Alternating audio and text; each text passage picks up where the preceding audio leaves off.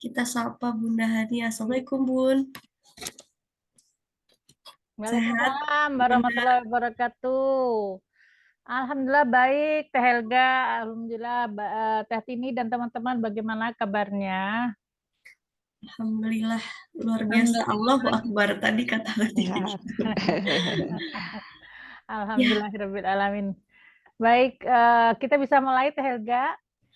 mangga Bun langsung di-share aja apa gimana? Baik. Alhamdulillahirabbil alamin. Alhamdulillahirabbil alamin. Rabbana lakal hamdu. Rabbana lakal hamdu kama yanbaghi di jalalikal karimi wa azimi sultanik. Wala haula wala quwata illa billahil aliyil azim. Segala puji bagi Allah yang sudah mempertemukan kita pada hari ini, memberikan kita kesehatan, memberikan kita kesehatan lahir dan batin. Insya Allah bisa bertemu dalam kajian yang insya Allah akan membahas tentang Allah ya, tentang Allah, dan kita nggak pernah bosan kita membahas itu karena Allah adalah tujuan hidup kita, Allah adalah tempat kita kembali, Allah akan menjadi satu kenikmatan terbesar bagi kita di surga nanti kalau kita bertemu dengan melihat wajahnya. Semoga apa yang kita lakukan hari ini sedikit dari waktu yang kita luangkan hari ini di antara 24 jam kehidupan kita atau 24 kali 7 ya. Seminggu sekali kita melakukan ini, tapi saya berharap sekali semoga Allah memberikan kepada kita keriduannya, memberikan kepada kita ridho, artinya satisfy, artinya apa ya, senang dengan kita, dan kita diberikan karunia kehidupan yang jauh lebih baik nanti di akhirat nanti. Insya Allah, alhamdulillah, rabbana lakal hamdu. Baik, hari ini kita akan membahas tentang surat nasihat kedua daripada surat Luqman. Ya, kita hari ini masih dalam kerangka membahas tentang surat Luqman. Dan kita akan membahas insya Allah nasihat kedua daripada surat Luqman ini. Nasihat yang pertama, teman-teman ada yang masih ingat kemarin kita membahas surat apa? Minggu lalu kita membahas tentang apa, nasihat yang seperti apa? Jangan sirik. Iya betul, jangan syirik, la tusyrik billah. Bukan, itu mah nasihat yang pertama. Nasihat yang pertama bukan syirik, yang ini nasihat kedua yang hari ini yang akan kita bahas ya. Yang kemarin bersyukur kepada Allah ya. Dan saya juga saya pikir yang akan pertama adalah la tusyrik billah ya. La ilaha illallah gitu ya. Tapi ternyata nasihat Luqman yang pertama itu adalah bersyukur gitu kan. Dan apa namanya, ya kita terima itu, alhamdulillah. Saya sendiri bertanya kenapa ya bersyukur lebih diutamakan oleh Luqman dibandingin kalimat tauhid gitu ya. Ya itu menjadi PR kita bersama. Baik, yang sekarang itu adalah kita bahas tentang yang nasihat kedua ya. Silahkan di-share ininya, filenya. Nasihat yang kedua adalah terkait dengan tauhid ya. Terkait dengan tauhid. Hari ini kita akan membahas satu ayat saja ya. Satu ayat saja, tapi moga-moga bisa menjadi bekal untuk kita dalam menjalani kehidupan kita sehari-hari. Hari ini kita akan membahas tentang apakah ya syirik kepada Allah itu, dan kita akan lihat lagi nanti perspektifnya dipandang dari seorang nabi ya, yang zaman yang diturunkan Allah Subhanahu wa taala setelah Nabi Sulaiman alaihissalam ya, yaitu Nabi Hosea ya. Baik, surat Al-Qur'an kita mulai dengan bacaan basmalah untuk mendapatkan kasih sayang Allah. Bismillahirrahmanirrahim. Alhamdulillahirabbil alamin. Baik.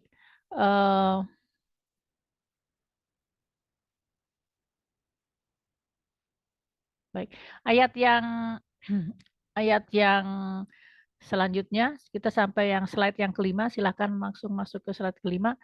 Wa a'udzubillahi minasyaitonirrajim. Bismillahirrahmanirrahim. Bait qala Luqmanu libnihi wa huwa ya'iduhu ya bunayya la tusyrik billah innasyirka ladzulmun adzim. Dan wa id qala, dan ketika Luqman berkata kepada anaknya, ya, bahwa yaiduhu, dan ketika dia memberikan kepelajaran kepada anaknya itu, ya, ya bunayya, wahai anakku, la tusyrik billah, janganlah engkau syirik atau mempersekutukan Allah dengan sesuatu apapun. Inna syirka, sesungguhnya syirik itu adalah la zulmun azim, adalah kezaliman yang azim, yang besar, ya. Azim itu artinya eh, kalau dalam bahasa Indonesia disebutnya besar, ya, tapi kalau dalam bahasa Arab ada kata kata besar itu adalah akbar, ya. Akbar itu artinya besar, ya, secara materi gitu, ya. Kalau disebut dengan azim itu adalah sesuatu yang besar tapi yang mencengangkan, yang mengherankan, gitu namanya azim, ya. Jadi kata azim itu levelnya sedikit di atas dari kata akbar. Ya, di sini dikatakan inna syirka, sesungguhnya syirik itu adalah satu kezoliman yang sangat besar, ya, yang sangat, yang parah gitulah gitu. Baik, kita lihat apa makna daripada ayat ini.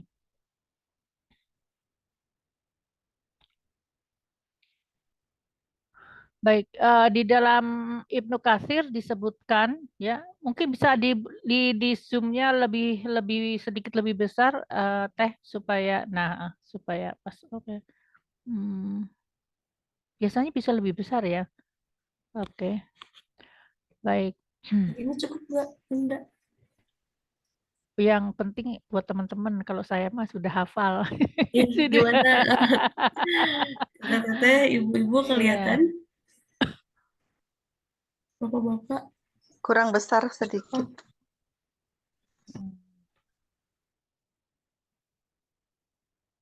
Baik.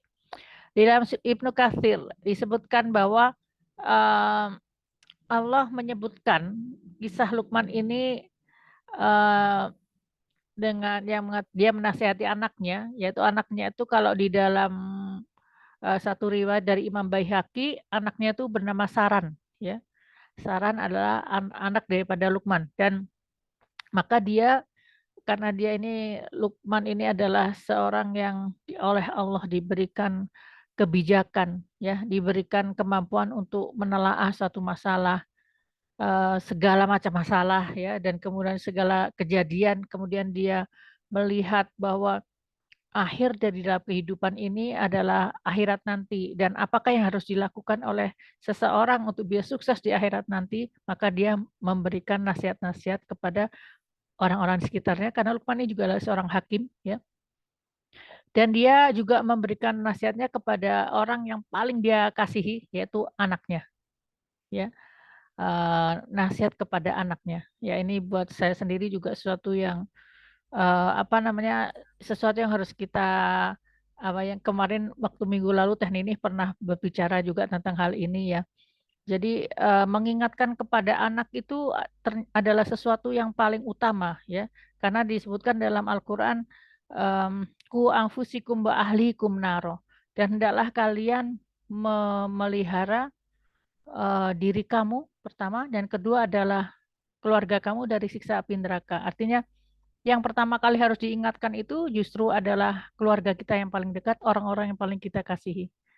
Dan apa namanya, ini menjadi cerminan juga buat kita bahwa berdakwah itu tidak, apa namanya, yang di luar rumah, ya, tapi di dalam rumah menurut saya juga adalah sesuatu yang paling utama. Karena kita tidak, bukankah kita akan selalu ingin bersama dengan orang-orang yang kita kasihi, ya, baik di dunia maupun di akhirat ini. Karena itulah kemudian di dalam sini, di dalam ayat ini disebutkan tentang bagaimana Luqman itu mewasiatkan kepada orang yang paling dia kasihi, yaitu anaknya, tentang apa yang dia ketahui.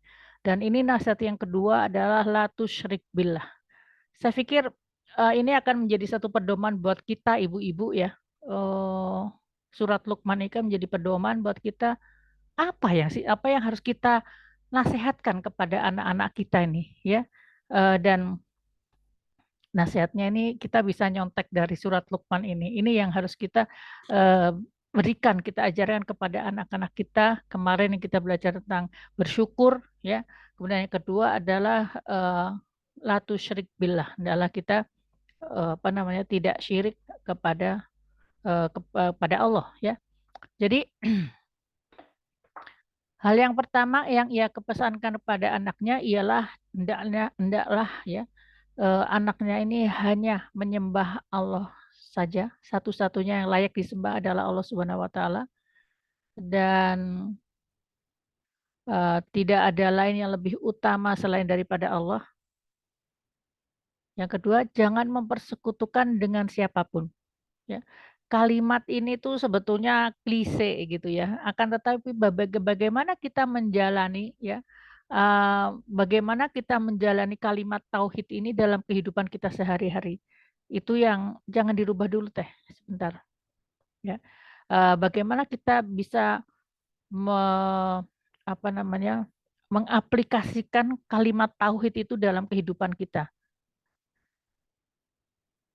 Kalau kita belum bisa mengaplikasikan, berarti kita juga masih harus banyak belajar gitu. Sama saya juga harus banyak belajar, tapi maksudnya terus terang aja saya juga saya baru agak sedikit memahami tentang tauhid itu sendiri, apa makna tauhid itu setelah membahas tentang surat Al-Kahfi, ya.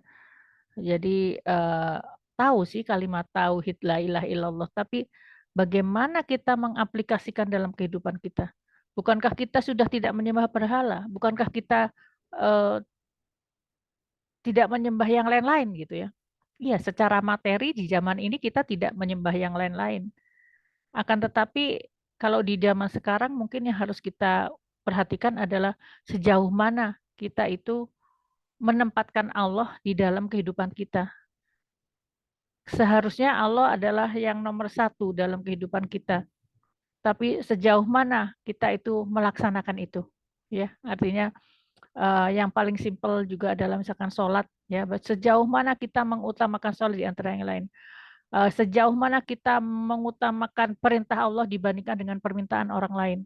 Sejauh mana kita itu bisa menata hati kita hanya untuk menempatkan Allah di dalam hati kita dan bukan yang lain gitu.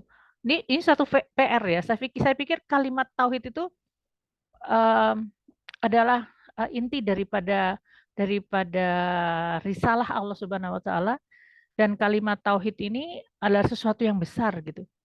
Nah, kalau kita belum bisa melihat besarnya kalimat tauhid itu, ya kita harus lebih banyak belajar lagi.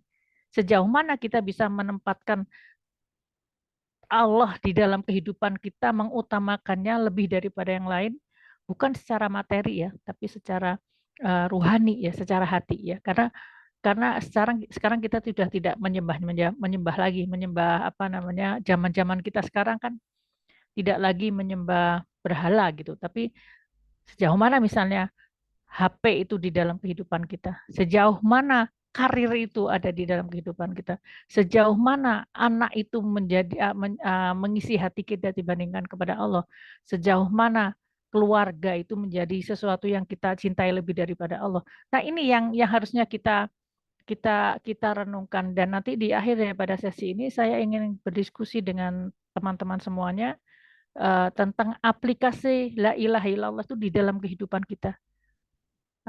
Sharing teman-teman nanti akan menjadi sangat berharga buat saya maupun buat teman-teman yang lain, karena itu insya Allah akan menjadikan kita mengasah kalimat la ilaha illallah itu dalam kehidupan kita.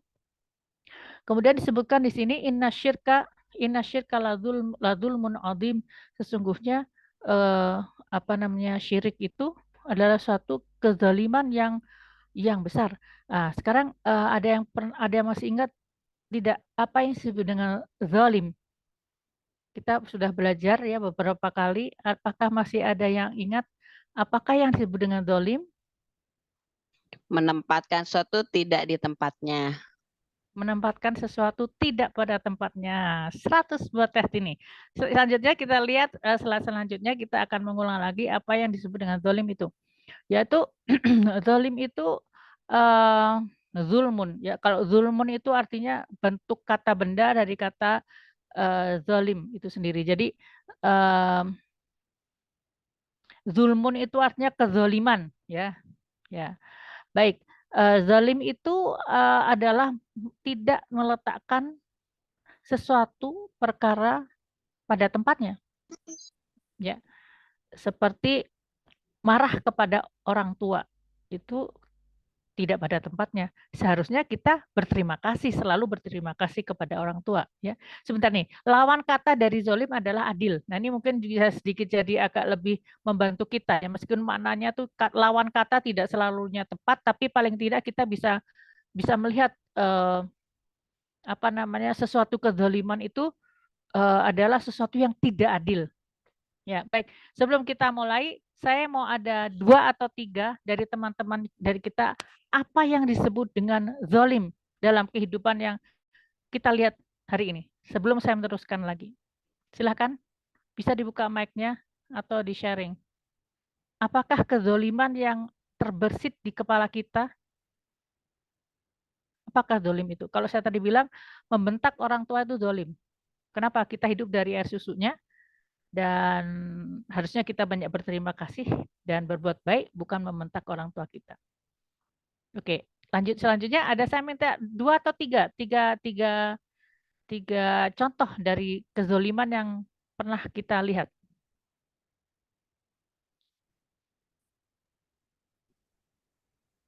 Silakan. Ada Bunda, yang saya ya? zalim itu kalau kita melakukan apa ya, mengambil hak orang lain itu masih tidak Menga- memenuhi hak orang lain. Ya, ya itu zolim betul.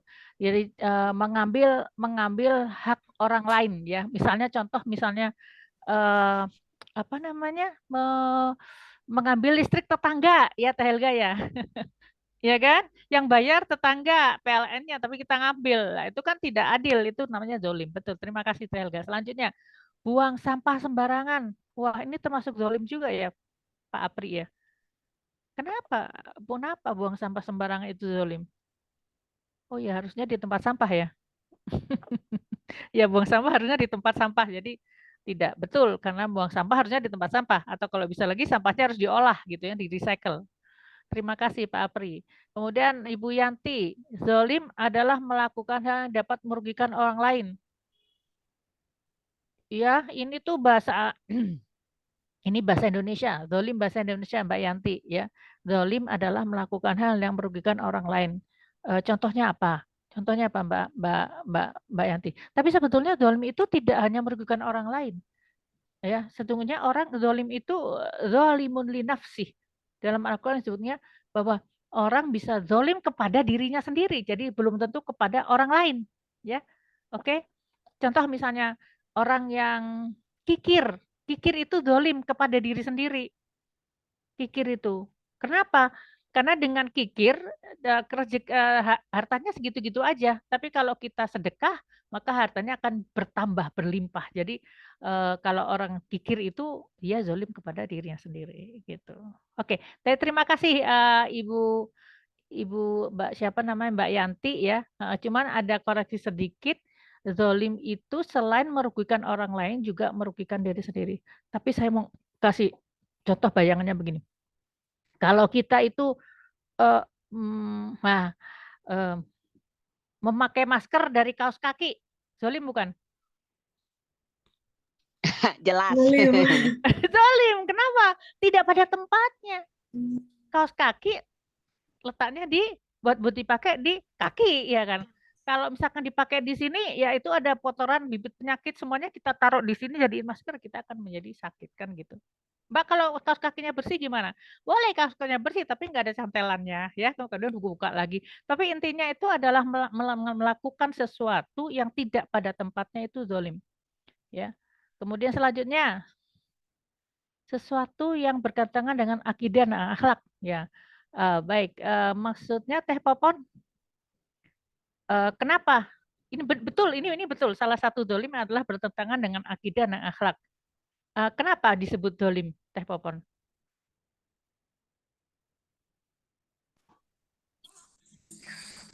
Apa namanya, Kak, dolim bertentangan akidah kan kita apa namanya, ada Allah ya. Kalau misalnya kayak tadi buang sampah sembarangan, kalau kita dolim berarti kita tidak menganggap Allah itu melihat kelakuan kita yang berkaitan akhlak kita gitu Wah, maksudnya. keren. Iya, iya, iya. Iya, iya, iya. Ya, bagus. Makasih. Ini sesuatu yang baru karena saya berpikiran lain. Zolim untuk yang bertentangan dengan akidah dan akhlak karena ketika orang melakukan yang bertentangan dengan akidah dan bertentangan dengan akhlak, maka dia akan menerima akibat dari perbuatannya dan itu dia mendolimi dirinya sendiri. Dia akan terkena akibat dari amalan yang bertentangan dengan akidah dan akhlak itu. Gitu. Oke, jadi kita komplementer ya Teh Popon ya antara apa yang saya bayangkan dengan yang Teh Popon bayangkan kali ya menjadi sesuatu yang memperkaya kita diskusi ini. Terima kasih Teh. Parkir mobil tidak pada tempatnya. Nah, ini kenapa Bu termasuk zolim? Ya ini actionnya udah benar ini arti tidak pada tempatnya. Nah, menghalangi jalan orang, betul Bu? Jadi orang saya cuma merasakan parkir motor di jalan tapi pantatnya tuh jalannya sempit, pantatnya si motor tuh di jalan gitu. Jadi akhirnya jadi macet ya. Jadi macet. Mbak kalau macet emang kenapa? Ya kalau macet nanti ada orang yang harusnya ke rumah sakit jadi terlambat ya. Ada yang ada janji kemudian jadi meetingnya terlambat dan segala macam. Jadi ini bisa akses ke banyak orang. Baik Bu, terima kasih. Parkir mobil tidak pada tempatnya. Kemudian Teh Rina menempatkan sesuatu tidak pada tempatnya. Iya secara global, iya betul. Menempatkan sesuatu tidak pada tempatnya. Betul. Ya itu. Apa contohnya Teh yang lebih konkret lagi Teh?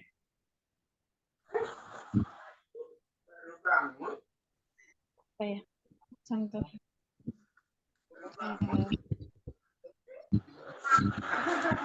Ember ya.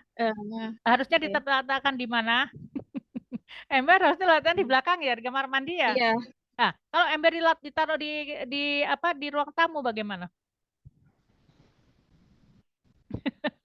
Ya, kurang tidak indah ya. Ya indah.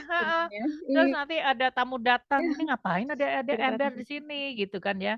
Ya ini termasuk dari zolim ya. Dan zolim bukan cuma dalam kerangka akidah tadi ya, tapi juga dalam kehidupan sehari-hari ada yang kezoliman itu.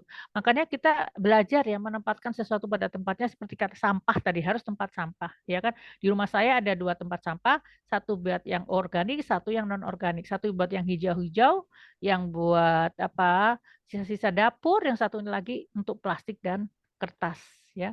Jadi itu dipisah dan kemudian yang nanti yang organik yang hijau jadi kompos atau jadi pupuk organik, kemudian yang plastik bisa di recycle ya ada yang sebagian yang sedikit dibakar atau diberikan ke tukang loak. Jadi itu menempatkan sesuatu pada ya tadi ya sampah ya, kalau sampah misalnya di tempat sampah ya sampahnya ditaruh sembarangan di rumah ya, ada sampah di mana-mana. Aduh, jadi nanti jadi penyakit datang. Terima kasih Teh Rina untuk Bu Yati, berita 2 sembako yang harus dibagikan sampai membusuk, yang tidak dibagikan ya. Berita-berita sembako yang harusnya dibagikan dan iya ini di zolim nih. Zolim karena apa? Harusnya sembako itu kan dibagikan, ya kan? Tapi dia tidak bagikan ya. Jadi membusuk ya. Ini maksud zolim ini ya. Nanti ada orang-orang yang tidak mendapatkan jatahnya ya. Kemudian perbuatan yang sewenang-wenang ya, ini termasuk yang zolim ya. Terima kasih atas responsnya. Saya senang sekali kalau ada yang respon gini karena kita akan makin kaya ya dengan respon seperti ini. Baik, selanjutnya kita lanjutkan lagi ke slide-nya. Kenapa disebut dengan zulmun azim? Jadi zolim itu syirik itu adalah kezoliman yang paling besar, yang paling berat ya. Jadi nanti kita lihat apa maksudnya ya.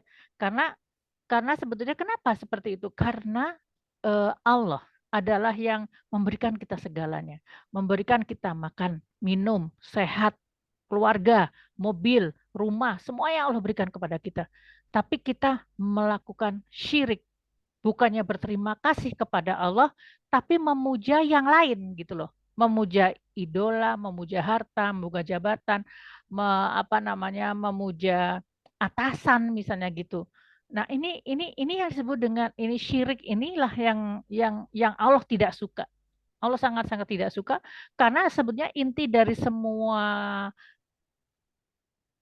kehidupan kita ya, kesehatan kita, makanan kita, minum kita, semuanya itu dari Allah. Karir kita, anak kita, cucu kita, semuanya itu dari Allah gitu. Jadi kalau misalkan sampai kemudian tidak ingat kepada Allah, ya makanya disebutkan sesungguhnya zikir itu adalah inna dzikrullahil azim, sebenarnya zikir kepada Allah itu adalah besar. Kenapa? Karena zikir itu artinya kita itu menyadari bahwa apa yang kita punyai ya, nafas yang kita keluarkan ya, amal yang bisa kita lakukan dengan tangan kita ya, berbicara yang bisa kita lantunkan, membaca Al-Qur'an, menghafal Al-Qur'an, semuanya itu adalah karunia dari Allah. Dan karena itulah kemudian ingat kepada Allah itu menjadi sesuatu yang besar. Dan kezoliman yang paling besar itu adalah ketika kita itu tidak menganggap Allah dalam kehidupan ini, tidak ingat Allah ya. Kita itu beraktivitas ya, mendapatkan rezeki ya, itu orang ada yang kalau nggak paham dibilangnya saya kan karena saya punya title, kan karena saya pandai, kan punya ya, tapi semuanya dari mana? Orang dulu lahirnya juga tidak bawa apa-apa. Iya kan? Tidak bawa apa. Jadi apa namanya? Kalau segala kebaikan yang kita punyai itu tidak bisa menjadikan kita ingat kepada pemberinya, itulah yang disebut dengan zulmun adzim. Apalagi kemudian ingat kepada yang lain, ya itu adalah zulmun adzim. Satu syirik artinya menyembah kepada yang lain itu adalah kezaliman yang sangat besar. Ya. Dalam ada sebuah hadis yang ingin saya sebutkan di sini adalah dari Imam Bukhari yang mengatakan terkait dengan surat Al-An'am ayat 82 ya, alladzina amanu walam, dan orang-orang yang beriman dan walayal bisu ya, dan mereka tidak mencampur aduk imanuhum dengan keimanan mereka dengan kezoliman ya. Orang-orang yang beriman adalah orang yang tidak mencampur adukan iman mereka dengan kezaliman. Maka mereka sesungguhnya ulaika lahumul amanu, mereka adalah orang yang mendapatkan keamanan, dan mereka wahum muhtadun, mereka adalah orang-orang yang mendapatkan petunjuk. Ya. Jadi dalam surat Al-An'am ayat 82 ini disebutkan bahwa orang-orang yang mendapatkan petunjuk dan orang-orang yang aman di dalam kehidupan mereka adalah orang-orang yang tidak mencampur adukan antara keimanan dengan kezaliman ya. Maka para sahabat ya merasa berat gitu. Aduh, kalau kita nggak boleh zolim susah dong gitu kan. Buang sampah ya seenaknya zolim ya kan. Marah-marah zolim ya kan. Apalagi tadi parkir sepeda motor salah zolim, parkir mobil agak mengsol dikit zolim. Aduh gimana nih, kita nggak sanggup nih. Mereka bertanya pada Rasulullah SAW, siapa di antara kita yang tidak mencampuri imannya dengan zolim, karena semuanya melakukannya. Kadang-kadang marah kepada anak, kadang-kadang marah kepada istri gitu kan, kadang-kadang apa namanya kepada tetangga, kesel kepada tetangga, kepada saudara, kan mungkin aja kita berbuat zolim gitu. Kalau zaman sekarang makan terlalu banyak, jadi zolim juga, penyakit datang dan sebagainya. Maka Rasul bersabda, bukan itu yang dimaksud dengan zolim.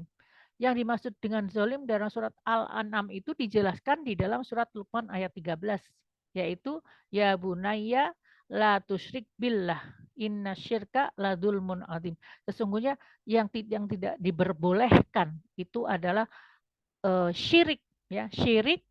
Jadi beriman dan syirik itu nggak bisa dicampur gitu.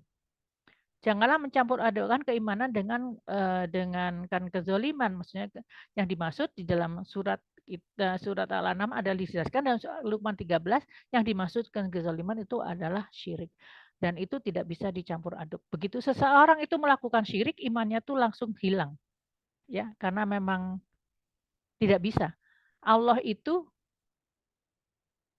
bersemayamnya di dalam hati, dan di dalam hati tidak bisa ada yang lain, ya.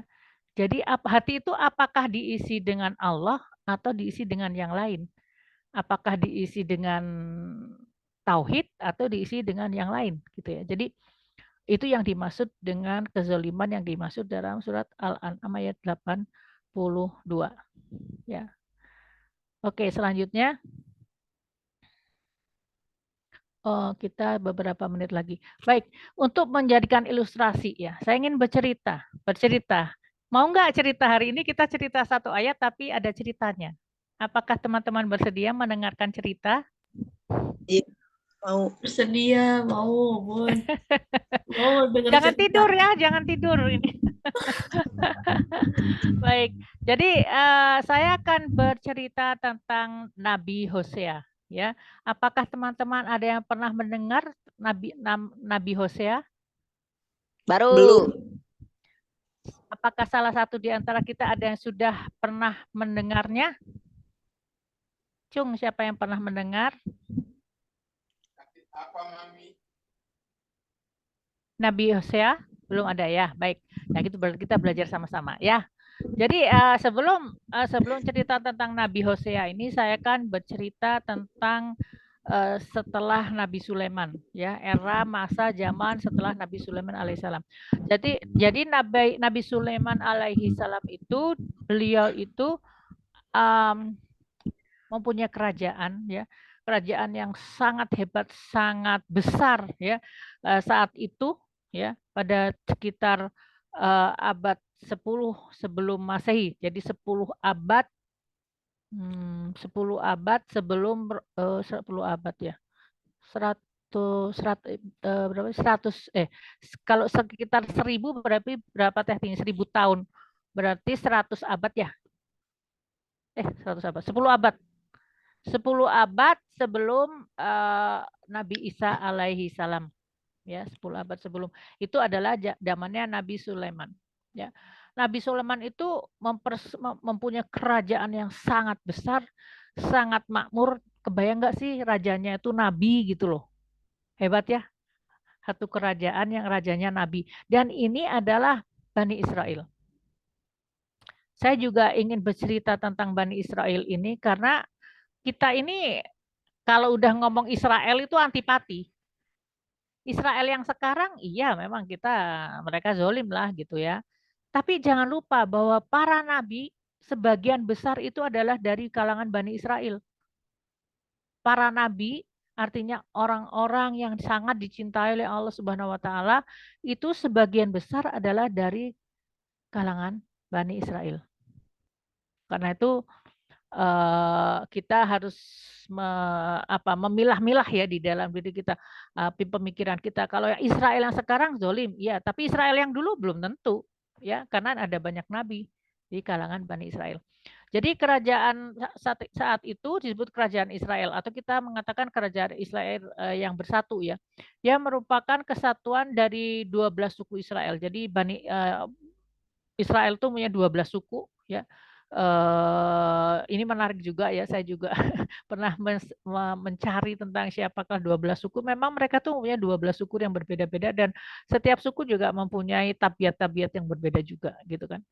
Ada 12 suku. Karena itu kan di dalam surat Al-Baqarah disebutkan ya bahwa ketika Nabi Musa ya membuat mata air itu memukulkan tongkatnya ke tanah, ke karang, maka itu ada 12 gitu. Ditanya sama Harun, kenapa harus 12? Biar mereka nggak bertengkar gitu, kata Nabi Musa begitu ya. Jadi ada 12 suku, jadi masing-masing mempunyai mata air sendiri. Nah, kemudian mereka dipersatukan oleh Nabi Sulaiman alaihissalam ya, karena itu kan zaman sekarang juga tempel yang sekarang yang dinding ratapan itu kan juga salah satu daripada tempelnya Nabi Sulaiman ya. Kemudian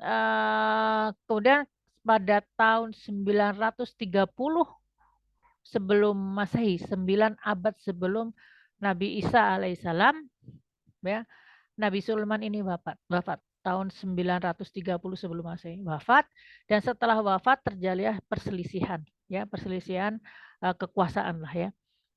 Salah satu anaknya yaitu di sini disebutkan dengan nama Rehoboam yang bawah ini ya, ini adalah anak dari Nabi Sulaiman, dan kemudian itu ada Yeroboam ya. Yeroboam itu adalah mantan stafnya Nabi Sulaiman ya. Nah, Rehoboam saat itu masih muda ya. Jadi banyak yang ingin berontak gitu ya. Nah, kemudian tapi beberapa dari ketua-ketua dari kaum Yahudi masih membela Rehoboam ini meskipun dia masih muda. Tapi pada kenyataannya di antara 12 suku itu 10 suku ya bergabung ke Israel, kerajaan Israel, dan yang 2 suku ada di yang Judah atau kerajaan Yahudi ya, kerajaan Yahudi. Baik, jadi ada 12 suku di atas dan dua suku yang ada di bawah. Nanti pada selang beberapa puluh tahun kemudian yang daerah Judah ini akan ditaklukkan oleh, jadi pecah belah ya setelah Nabi Sulaiman itu akan ditaklukkan oleh Farao atau Mesir, sedangkan Israel ini, yang kerajaan Israel ini nanti akan ditaklukkan, diperbudak oleh kerajaan Asyur yang lokasinya ada di atas dari lokasi Israel itu ya. Jadi ini kenapa terjadi seperti ini ya? Karena mereka meninggalkan perjanjian dengan Allah. Mereka meninggalkan apa yang sudah diajarkan oleh Nabi Sulaiman alaihissalam. Mereka ingkar kepada Allah. Mereka mulai berbuat zolim, jadi melakukan pembunuhan. Mereka merampok, merusak, ya, menzolimi orang yang lain, ya, mengambil hak dari rakyatnya sendiri. Kemudian mereka banyak terjadi prostitusi. Kemudian mereka juga banyak melakukan penyembahan berhala. Jadi masing-masing punya berhala sendiri-sendiri, gitu ya. Ada banyak berhala saat itu. Ada yang menyembah Baal, namanya Baal. Ada yang menyembah Boas, ya, macam-macam ya. Jadi mereka tuh jadi kacau deh. Pokoknya intinya mereka menjadi tidak penganut agama tauhid lagi. Dan ujung-ujungnya ya, kalau bukan agama tauhid, ujung-ujungnya kan banyak ritual macam-macam. Ada, kalau yang namanya setan itu pasti ritualnya jahat gitu, kayak misalnya pembunuhan anak kecil ya, atau persembahan perempuan cantik, atau ya seperti itulah. Pasti kalau masuk jalan setan pasti banyak hal-hal yang tidak disukai oleh Allah Subhanahu wa taala. Ya. Baik, kemudian kita lihat slide selanjutnya. Nah, pada saat itu ya, ada seorang nabi yang diutus, dan pada zaman ini, zaman terjadi perpecahan ini, ada beberapa nabi cuman yang diutus oleh Allah Subhanahu wa taala. Yang 2 diutus ke Israel Utara ya, yang tadi yang utara Gerong bilangnya kerajaan utara dan kerajaan selatan gitu. Banyak yang menyebut gitu. Yang kerajaan utara itu kemudian Allah mengirimkan Nabi Hosea dan Nabi Amos namanya. Dan kemudian di kerajaan selatan itu lebih banyak lagi ya. Ada Yesaya, ada Uzia, ada Yolam, ada Nabi Ahaz, ada Nabi Hizkia ya. Kita mulai belajar bahan ini di dalam Al-Qur'an nggak ada. Ya, kalau di dalam Al-Qur'an nggak ada belum tentu berarti nggak ada kan? Betul nggak? Kenapa? Karena Nabi itu kalau di dalam sebuah hadis, nanti kita lihat hadisnya, Nabi itu ada 135.000 hadis, 135.000 Nabi dan 315 Rasul. Dan saya bertanya, itu hadis dari dari hadis Muslim ya. Jadi artinya kita kan nggak tahu semuanya gitu. Kita kan nggak tahu semua nama-nama Nabi itu. Kita nggak tahu semua nama-nama Rasul itu. Yang kita tahu hanya 25 Rasul. Setelah itu Nabi-Nabi kita nggak tahu lebih banyak gitu. Terus Mbak, jadi kita tahu ini dari mana? Ini taunya ini memang dari riwayat riwayat yang ada di Perjanjian Lama maupun Perjanjian Baru gitu. Mbak, Boleh nggak sih Mbak? Ya nggak apa-apa kan sebagai pengetahuan aja. Toh kita tidak melakukan risalah mereka. Kita tidak mengikuti aturan agama mereka. Kita akan mengikuti aturan Rasulullah SAW, Nabi dan Rasul yang terakhir. Jadi ini menjadi pengetahuan kita. Dan juga masalah nama itu bisa akan sedikit berbeda gitu kan. Contoh misalnya Nabi Isa itu apa namanya kita bahasa Indonesia mengatakan Nabi Isa. Yesus dengan Isa itu sebetulnya hanya perbedaan bahasa karena Y itu dibacanya I sebetulnya ya. Kemudian ada Isa, ada S. Kemudian dia kalau di dalam bahasa itu yang bermain adalah apa konsonannya yang bermain ya. Jadi Yesus ada I, Y, kemudian S, sus ya itu S-nya itu adalah sa. Jadi Isa. Jadi sebetulnya nanti kalau misalkan nanti kita lihat beberapa nabi, ada beberapa nabi yang akan kita kenal tapi namanya sedikit berbeda, yaitu karena masalah bahasa saja. Masalah bahasa yang dulu mereka bahasa Ibrani, kita bahasa Indonesia. Kan begitu. Oke, selanjutnya. Jadi di zaman ini adalah zaman kekacauan, banyak sekali terjadi peperangan ya dari kerajaan utara itu apa namanya menyerang kerajaan yang selatan gitu kan. Mereka saling berbunuh-bunuhan ya. Dan kemudian di zaman itu kezoliman sangat merajalela dan Allah menurunkan ini ya. Jadi di daerah utara diturunkanlah Nabi Hosea. Jadi dia memang orang utara gitu ya. Dan kemudian ada nabi yang lain dia dan Nabi Amos dan Nabi Yesaya, Yesaya, Uzia, Yotam, Ahaz dan Hizkia itu 5 orang itu ada di selatan, ya. Dan apa namanya tugas daripada mereka ya kita lihat ya di antara itu ada konflik duniawi ya konflik politik ya kerajaan tapi tetap saja Allah menurunkan ya nabi-nabinya di dua tempat itu ya artinya kalau saya melihatnya ini adalah bentuk kasih sayang Allah artinya Allah tidak memihak katanya ya Allah tidak memihak kerajaan utara atau kerajaan selatan karena dua-duanya juga nanti akan hancur. Dua-duanya hancur karena mereka lupa kepada Allah. Jadi kalau suatu bangsa lupa kepada Allah, maka Allah akan datangkan bangsa yang lain untuk mengalahkan mereka gitu. Naudzubillah min dzalik ya.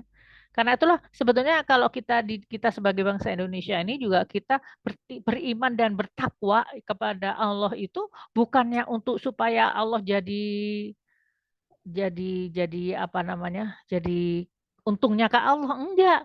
Tapi kalau kita iman bertakwa itu diturunkan malaikat ya, kita dilindungi, kita dijamin keamanan kita karena kita beriman dan bertakwa. Jadi iman dan takwa kita tuh buat kita sendiri gitu, bukan buat Allah. Nah, ini yang harus kita pahami karena memang ada di dalam Al-Qur'an dikatakan apabila kamu ya tidak beriman kepadaku, tidak mengikuti perintahku, maka aku akan ganti kamu dengan kaum lain.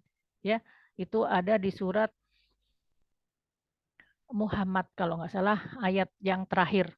Surat Muhammad terakhir. Jadi kalau kamu nggak mau beriman kepadaku, tidak mengikuti perintahku, ya artinya dalam hal itu apakah Allah kemudian mendatangkan? Bukan begitu maksudnya.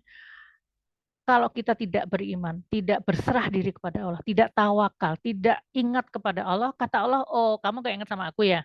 Kalau kamu gak ingat aku serahkan urusanmu kepada dunia.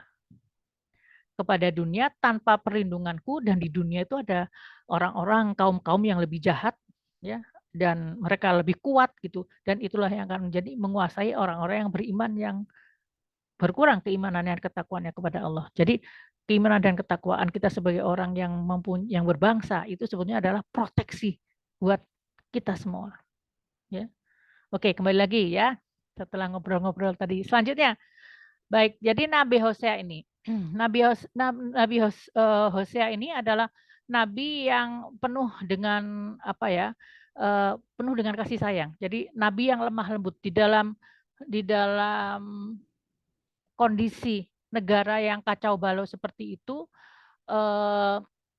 Nabi Hosea ini adalah orang yang sabar, ya, yang setia, yang penuh belas kasih, dan ini adalah rahmat buat kaum Bani Israel yang daerah utara saat itu. Tapi dosa yang dibuat oleh Bani Israel itu yang akhirnya menjadikan sistem takdir itu menjadikan sedemikian rupa sehingga mereka mendapat hukuman dalam bentuk ada bangsa Asyur yang datang untuk menjadikan mereka sebagai budak. Jadi kalau zaman dulu kan kalau kita ada penaklukan maka yang kalah itu akan menjadi budak. Ya. Kemudian Hosea ini suka sekali berceramah atau menganjurkan manusia untuk bertobat karena tobat itu yang akan bisa menolong manusia. Kalaupun tidak di dunia ini, di akhirat nanti ada hari pengadilan di mana kita akan selamat dengan pertobatan kita. Demikian kata Hosea, yang disampaikan Hosea seperti itu.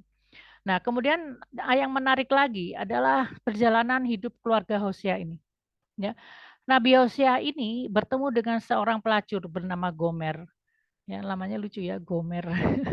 Nah, ini kemudian Nabi Hosea diperintahkan Allah untuk menikahi Gomer.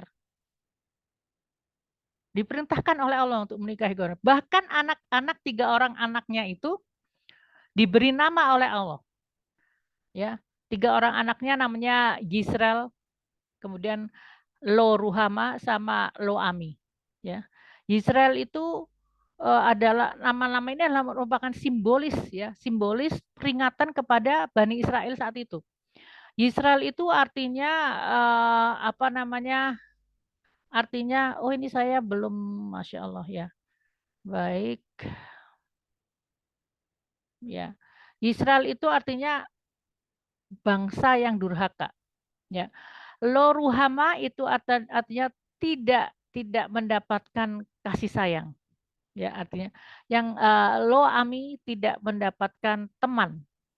Ini mirip dengan bahasa ini juga ada bahasa Ibrani, bahasa Perancis masuk juga. Ami itu bahasa Perancis, Ruhama itu bahasa Arab ya. Jadi artinya ini adalah peringatan-peringatan. Nama-nama itu adalah peringatan kepada Bani Israel. Hendaklah kamu bertakwa kepada Allah, kalau tidak kamu akan kehilangan kecintaanku, Lo Ruhama, dan kamu akan tidak mendapatkan perwalianku atau kehadiranku sebagai teman. Gitu ya. Nah, jadi kembali Hosea ini kan namanya juga seorang nabi ya, nurutlah gitu.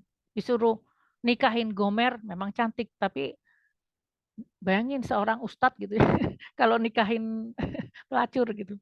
Dan beliau seorang nabi tapi siap ya Allah suruh nikahi Gomer. Mungkin kata Nabi Hosea ini, saya ada film ya, ada film yang menceritakan tentang Nabi Hosea ini, konflik batiniah dia gitu. Jadi Nabi Hosea ini juga berpikir, oh ini perintah Allah menikahi Gomer, berarti mungkin saya diperintahkan untuk menginsafkan dia menuju jalan yang benar gitu kan.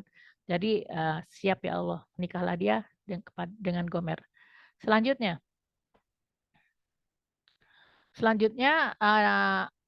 kemudian setelah menikah itu ternyata Gomer itu tidak bertobat secara sempurna ya, dia kadang ingat, kadang main, kadang-kadang nggak ingat, dia cari laki-laki lain. Jadi Gomer ini sifatnya dia suka perhiasan, suka barang-barang mahal, dan Hosea tidak bisa memenuhi itu karena Hosea itu adalah seorang pendakwah kan, seorang nabi, dan dia kerjaannya adalah sebagai tukang membuat keramik ya, buat keramik gitu. Jadi ya biasa-biasa aja. Jadi Gomer tuh kadang-kadang ya keluar, dia berbohong sama suaminya, katanya ke rumah bapaknya, nggak taunya dia dengan laki-laki lain. Itu mulai dari anak yang pertama, anak yang kedua, sampai anak yang ketiga, sampai yang terakhir beneran itu si Gomer itu meninggalkan Nabi Hosea. Dia meninggalkan Nabi Hosea dan kemudian dia kayak jadi apa ya, peliharaan orang kaya gitu kan. Nah, berganti-ganti sampai akhirnya ternyata ya namanya juga bukan cinta, itu kan nafsu ya. Sampai pada akhirnya Nabi Hosea tuh saat itu sangat sedih ya ditinggal oleh istrinya. Dia udah terlanjur cinta gitu kan. Dia cinta sekali sama istrinya. Terus kenapa Allah memberikan ujian seperti itu? Bukannya saya udah berdoa, kenapa ya Allah? Kenapa ya Allah gitu? Apakah engkau ingin supaya apa yang harus aku lakukan? Aku harus apa nih ya? Bingung dia gitu ya. Kok seakan-akan doanya tidak didengar, tapi dia tetap tetap ya kepada Allah, tidak hilang keimanannya kepada Allah. Selama itu dia berpikir apa makna dari semua ini gitu. Dan kemudian satu ketika setelah beberapa tahun berselang, Gomer ini udah mulai dibuang sama majikan-majikannya itu ya, dan dia dijual di pasar budak. Ya, dijual di pasar budak dalam keadaan sudah kucel, sudah babak belur, sudah nggak ada cantik-cantiknya ya. Kemudian setelah itu dia apa namanya dijual di auction apa itu namanya dilelang gitu. Lelang tuh nggak ada yang mau, bahkan satu satu dinar perak aja nggak ada yang mau gitu kan. Kemudian ternyata ada yang di belakang ada yang mengatakan saya ambil dia dengan 15 koin perak dan juga sejumlah gandum gitu. Dan setelah dilihat itu adalah suaminya. Adalah suaminya yang dia tinggalkan dan kemudian dia bawa istrinya ya. Dia gendong istrinya, dia bawa pulang ke rumah gitu ya. Apa maksudnya ini? Coba lihat. Sebenarnya Nabi Hosea diberikan mulai saat itu sudah mulai diberikan ilham oleh Allah tentang apa makna dari perjalanan hidupnya itu ya, yaitu bahwa Nabi Hosea ingin menunjukkan bahwa dia berkasih sayang kepada istrinya, tahu istrinya bolak-balik berselingkuh, dia masih memenuhi kebutuhannya, dia masih bersabar dan tidak menceraikannya ya, karena dia Nabi Hosea tahu ini perintah Allah. Ini untuk menunjukkan bahwa dia sayang kepada istrinya dan Allah itu lebih sayang lagi kepada hamba-hambanya gitu. Apa maksudnya? Kita lihat lagi ya, lebih jauh lagi ya. Jadi halo Teh Helga. Nah, jadi hikmah kenabian Hosea. Jadi Nabi Hosea ini sebetulnya hadiahnya mengikuti perintah Allah saja. Allah ingin dia seperti apa dan kadang dia nggak ngerti. Tadi ya ikutin. Ya, sebetulnya bahwa hubungan Hosea dengan istrinya itu adalah gambaran dari hubungan Bani Israel dengan Tuhannya. Hosea dinikahkan dengan sebuah perjanjian dan Bani Israel sudah mempunyai perjanjian dengan Allah ya. Kemudian nabi apa yang disuruh nikah itu adalah pelacur, artinya orang yang melacurkan dirinya, orang yang menjual dirinya untuk uang. Itu tidak berbeda dengan Bani Israel yang melacurkan dirinya untuk harta, untuk sedikit pangkat, untuk nafsu, ya. Sedangkan ada suaminya, yaitu suaminya yang selalu berkasih sayang, yang selalu memberikan nafkah, yang selalu bersabar kepada istrinya. Dan demikianlah juga Allah yang selama ini masih memberikan waktu kepada Bani Israel dan Allah menunggu saatnya Bani Israel itu untuk kembali kepadanya. Ya. Ini jadi nama-nama anaknya itu juga ada hubungannya dengan seperti perasaan Allah terhadap Bani Israel. Gitu. Allah sudah memberikan warning ya, kalian kembalilah kepadaku. Kalau kalian tidak kembali kepadaku pada saat waktunya, aku akan berlepas diri dan kalian akan ditentukan nasib kalian oleh orang-orang di sekitar kalian. Kalau di sekitar kalian adalah orang-orang yang zalim, ya kalian akan dijadikan budak oleh orang-orang yang zalim itu. Itu yang pertama. Jadi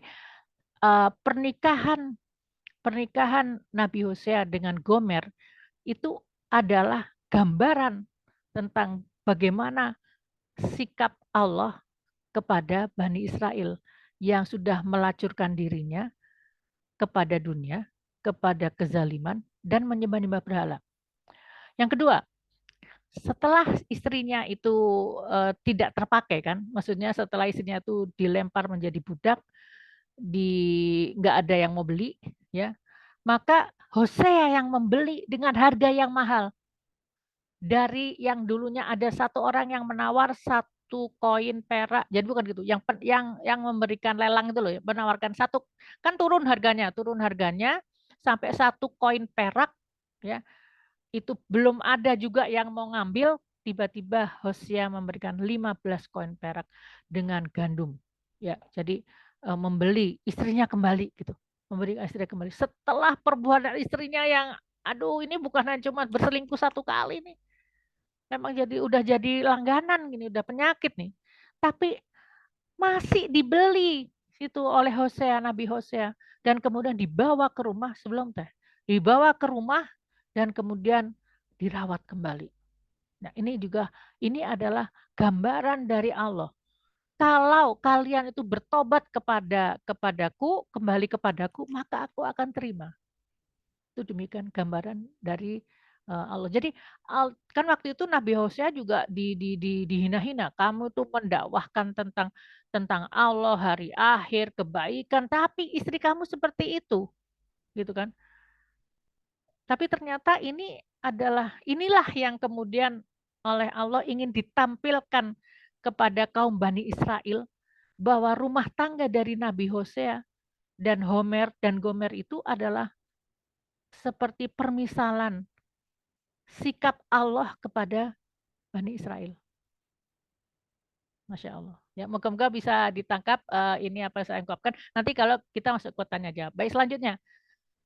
Satu slide saja tentang para nabi dan rasul. Ya, saya ingin memberikan sedikit gambaran bahwa tentang para nabi dan rasul. Kita tidak banyak membahas tentang nabi dan rasul karena nabi kita adalah yang terakhir, dan yang dibahas adalah nabi-nabi besar, rasul-rasul besar kayak Nabi Ibrahim, Nabi Adam, Nabi Ibrahim, Nabi Musa, Nabi Isa, dan Nabi Muhammad SAW. Akan tetapi tidak bisa dipungkiri bahwa Rasul sendiri pernah mengisyaratkan bahwa jumlah para nabi itu ada sampai 124.000 orang, dan 315 diantaranya adalah para rasul. Jadi artinya banyak sekali. Ya, di dalam tafsir Al-Misbah disebutkan malah 300.000 orang nabi dan rasul. Oke. Dan Nabi Muhammad SAW itu adalah ya nabi dan rasul yang terakhir. Karena itu ceritanya terlalu banyak. Ya, kalau misalkan semuanya para nabi rasul itu disebutkan terlalu banyak, ada 124.000 orang, ya. Berapa tebal itu nanti Al-Qur'an? Kita aja berapa? 666 halaman aja kita banyak yang males bacanya, apalagi kalau kan gitu nabinya cuma 4 yang ya sekitar 4 atau 5 yang diceritakan. Kalau misalkan 124.000 kan berarti berapa? 25 kali lebih tebal, 666 halaman itu dikalikan dengan 25. Makin banyak lagi orang yang tidak mau baca Quran, ya. Jadi hikmahnya begitu. Jadi kemudian jumlahnya itu banyak sekali, ya, para nabi itu, dan diperkirakan di setiap bangsa pernah dikirimkan nabi oleh Allah, ya, karena janji Allah dan surat Al-Fatir, tidak ada satupun umat melainkan di lingkungan mereka telah ada yang memberikan peringatan, yaitu seorang nabi, ya. Baik, ini sekarang saya ingin hanya memberikan sedikit informasi saja tentang di dalam Taurat itu disebutkan tentang nabi-nabi, beberapa nama nabi yang kita mungkin belum pernah dengar gitu, ya. Dan ini hanya sebagian dari 124.000 itu, ya. Saya hanya melihatnya dari kurun 845 sampai 536, ya, 3 abad. Ini ada 12 tambah 4, 16 nabi, ya. 16 nabi besar dan nabi kecil. Yang disebut apa? Disebut dengan nabi besar dan nabi kecil bukan badannya, bukan kemuliaannya, tapi hanya karena nabi-nabi besar itu ceritanya ada lebih panjang di dalam Taurat dan Injil, ya. Mereka adalah Nabi Yesaya, ya. Yesaya itu sama dengan Ilyas, ya. Yeremia, kemudian Yesezkiel, dan Nabi Daniel. Itu adalah yang ceritanya lebih panjang ada di dalam Taurat dan Injil. Kemudian ada 12 nabi-nabi kecil, yaitu nabi-nabi yang ceritanya sedikit atau pendek di dalam Taurat dan Injil. Mereka adalah Nabi Hosea, Nabi Yoel, Nabi Amos, Nabi Obadya, Nabi Yunus, ya. Nabi Yunus, Nabi Mikha, kemudian Nabi Nahum, Habakuk, Sefaya, Haigal, Zakaria, dan Maleakhi. Ya, nama-namanya nggak apa-apa. Kita ini nama Ibrani ya. Tapi nanti kalau di Indonesia kan atau di bahasa Inggris kan ya mungkin ada sedikit beda itu aja. Oke, mungkin itu yang bisa saya sampaikan untuk hari ini. Semoga bermanfaat buat teteh-teteh semua dan ibu-ibu dan bapak-bapak semua.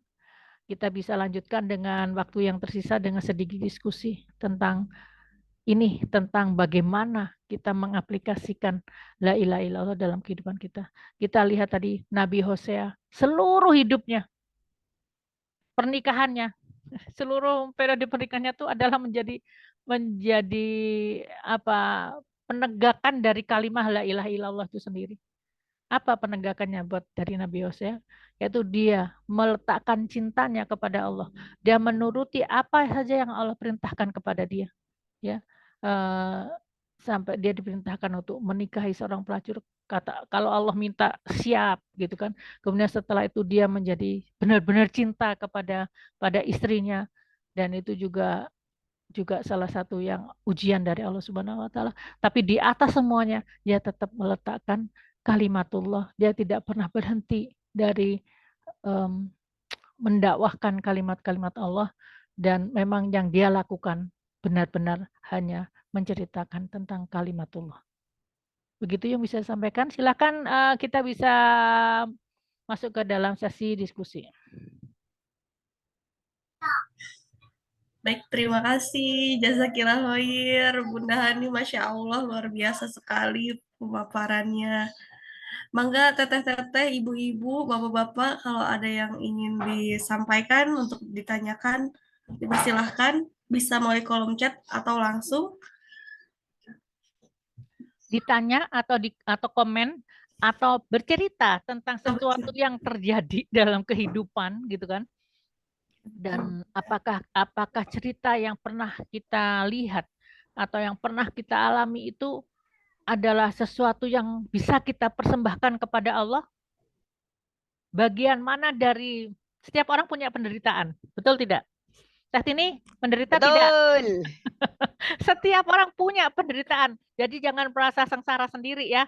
Aduh, aku mau paling sedih. Enggak, semua orang punya cerita gitu ya. Nah, tapi kita enggak tahu.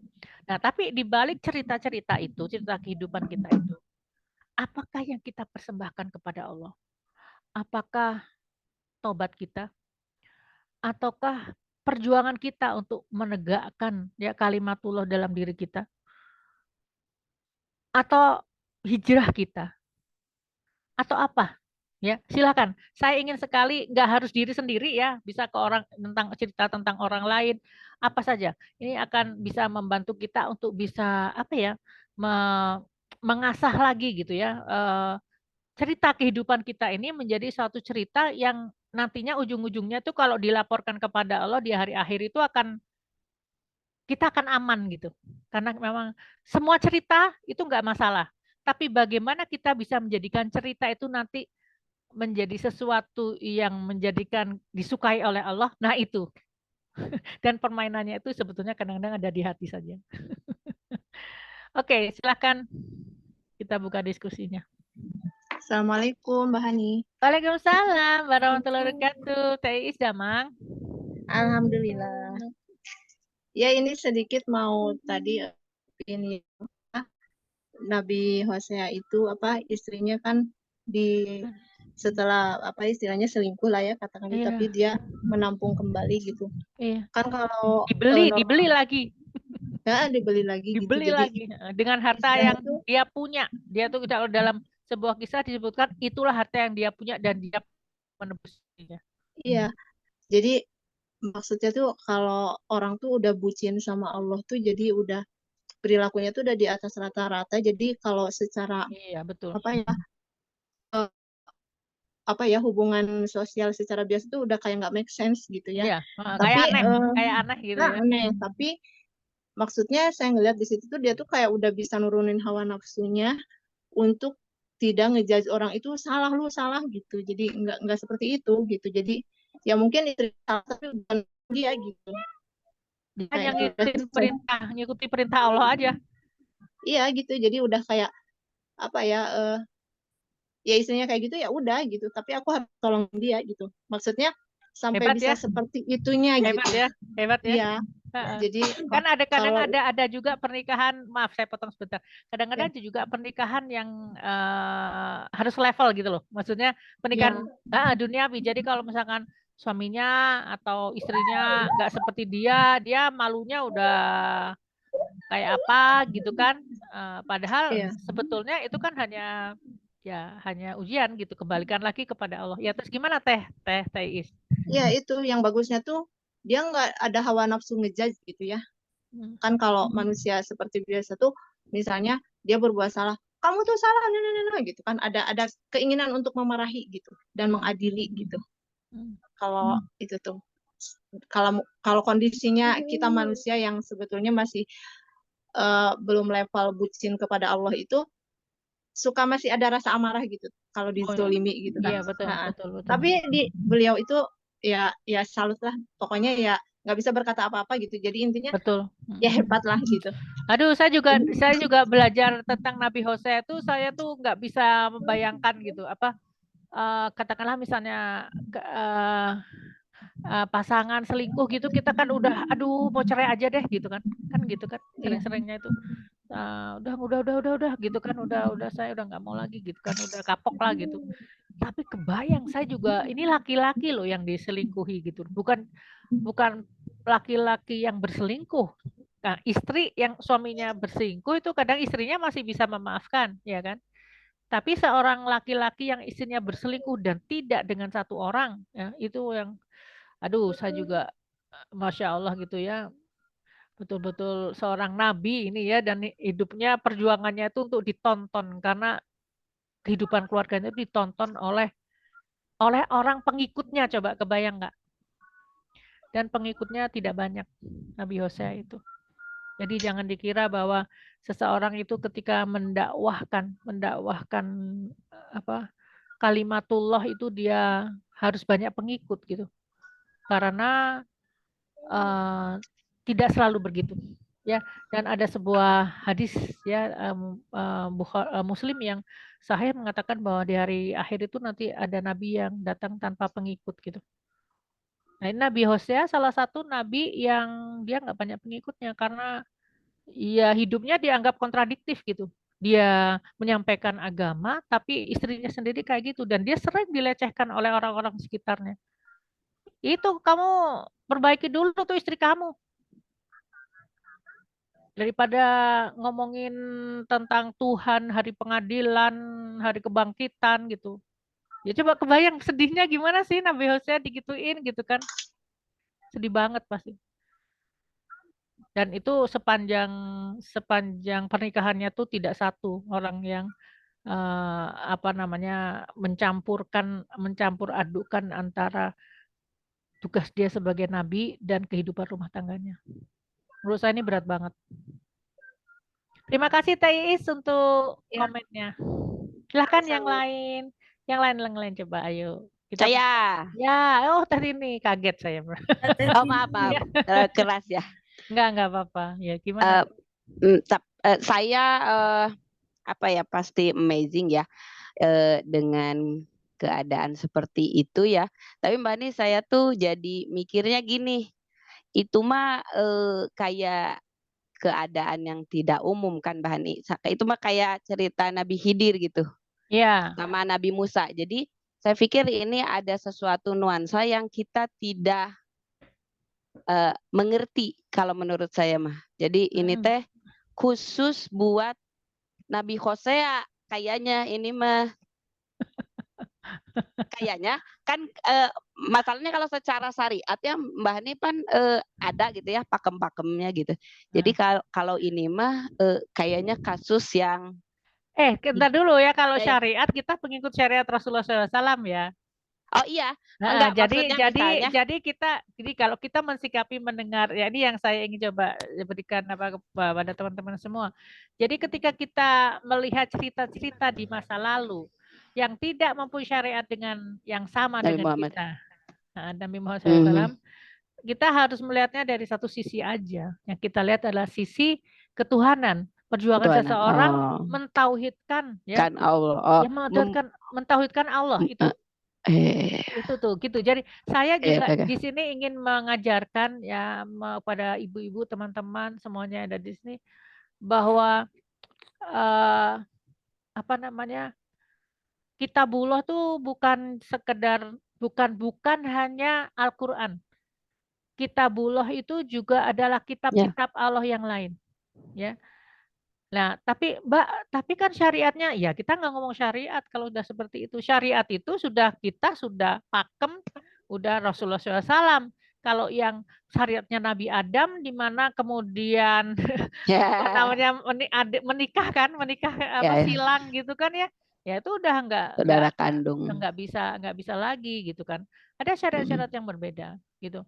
Nah, terus Mbak Hani kenapa sih kok mencoba menunjukkan gitu ya, menunjukkan apa kayak ilmu atau pengetahuan dari kitab-kitab lain gitu?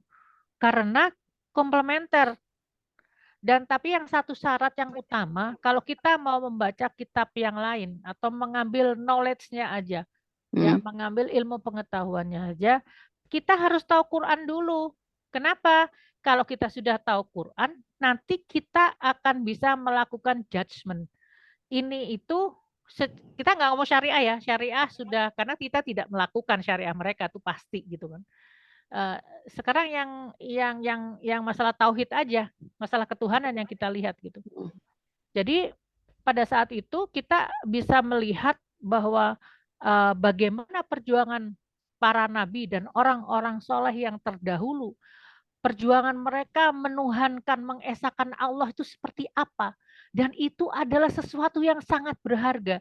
Karena nanti ketika kita para manusia yang masuk ke dalam surga, tidak ditanya tentang syariatnya. Ya ditanya tentang syariat, tapi yang paling pakemnya itu adalah syariat kamu itu harus kamu ikut nabi kamu lah. Masing-masing akan datang dengan nabinya sendiri-sendiri kan gitu. Akan tetapi yang utama itu adalah tentang tauhid, perjuangan kita mentauhidkan ya diri kita, Menomorsatukan Allah ya. ya menomorsatukan Allah kita buat kita, keluarga kita dan orang-orang sekitar kita. Itu yang harus kita perjuangkan. Dan saya caranya satu harus belajar Quran dulu, karena kalau nggak belajar Quran nanti bingung, nanti mana yang harus saya ambil, mana yang harus tidak, mana yang harus disisihkan, mana yang bisa diambil kan gitu. Ya kan? Dia harus belajar Quran dulu ya supaya tahu. Saya kemarin sempat melihat juga ya, mempelajari tentang seorang perempuan soleh ya, yaitu yang bernama Ruth, RUTH, Ruth. Ruth itu adalah nenek daripada Nabi Daud.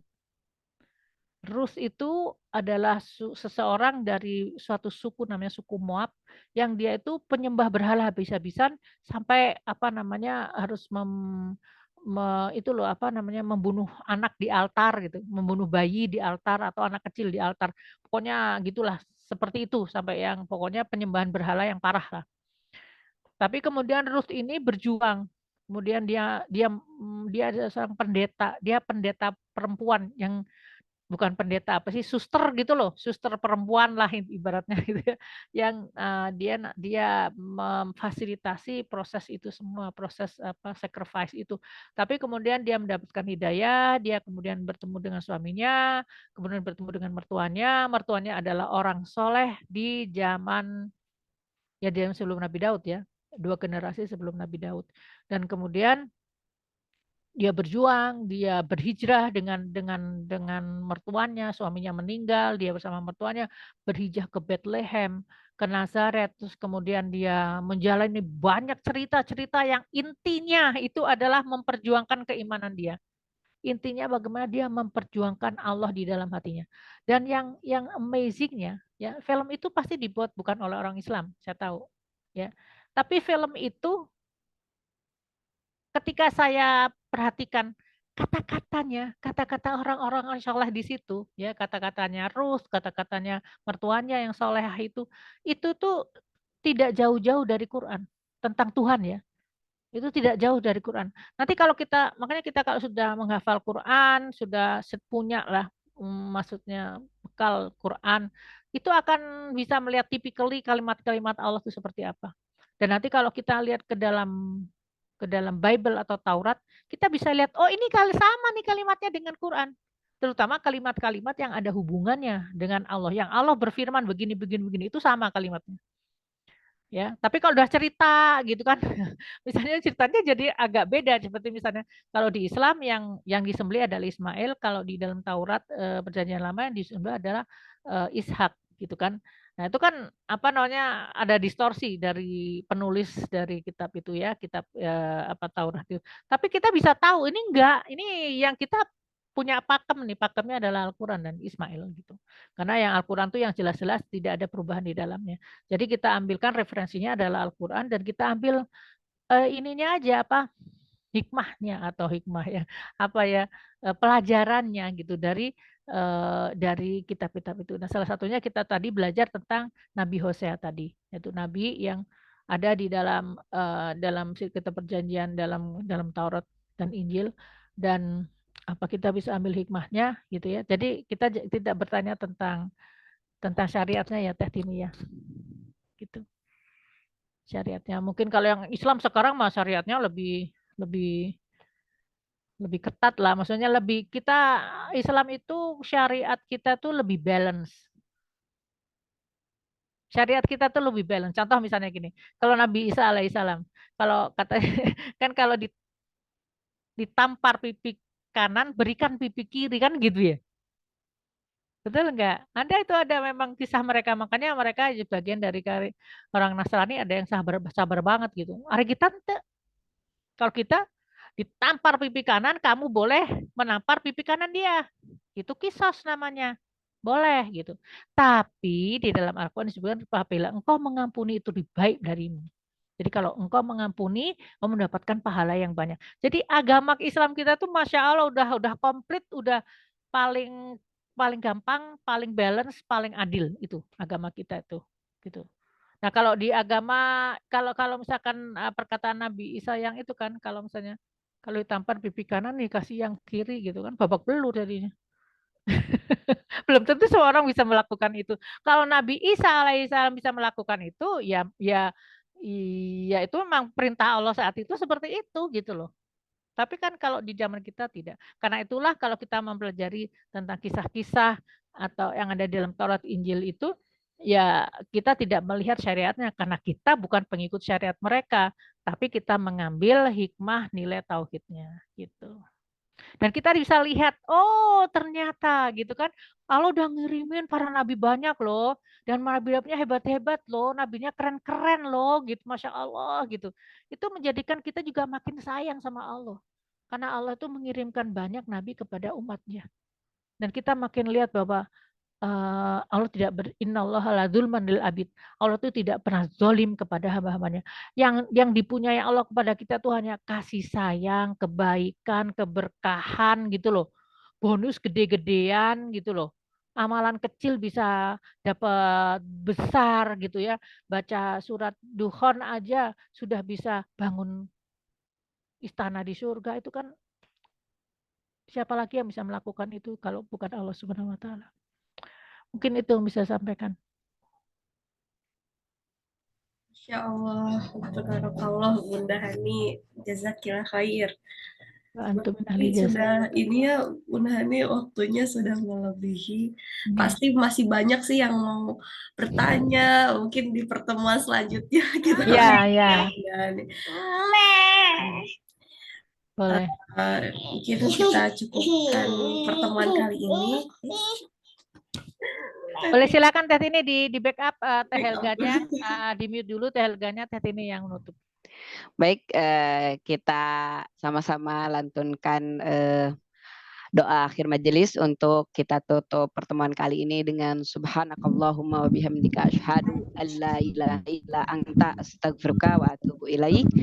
Sampai bertemu minggu depan insyaallah dengan kajian berbeda dengan ayat yang selanjutnya. Ilaliko ma'assalamah. Assalamualaikum warahmatullahi wabarakatuh. Terima kasih Bunda Hani. Waalaikumsalam warahmatullahi wabarakatuh dan Ibu Tara Teteh, semua. Terima kasih. Assalamualaikum. Sehat. Ya, waalaikumsalam warahmatullahi wabarakatuh. Nuhun pisan. Dan Matur nuhun Teh Tini. Iya, sama-sama Teh. Terima kasih kepada semua yang sudah menghadiri pengajian. Semoga menjadi jalan barokah ya, terasa di sehari-hari, menambah kebaikan kita.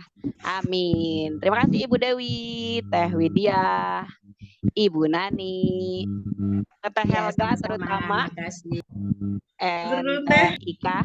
Oke, Ibu Cucu, Bapak Apri, Teh Iis, kemudian Teh Ibu Yeti, Teh Ai. Terima kasih banyak.